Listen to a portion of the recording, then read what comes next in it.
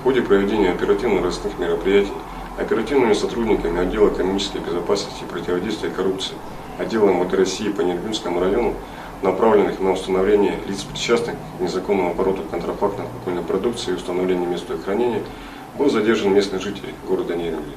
В ходе проведенного осмотра гаражного бокса, принадлежащего данному гражданину, изъято 16 463 бутылки общим объемом 8231,5 литра.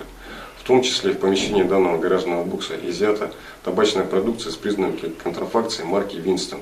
Всего изъято 6500 пачек.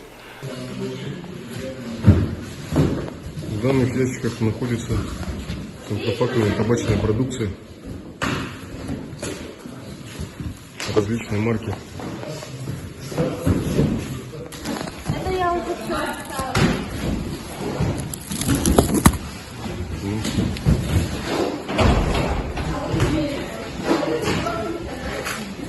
Данную водку для каких целей приобретали? Да купил что-то, деньги уложил. Для последующей реализации?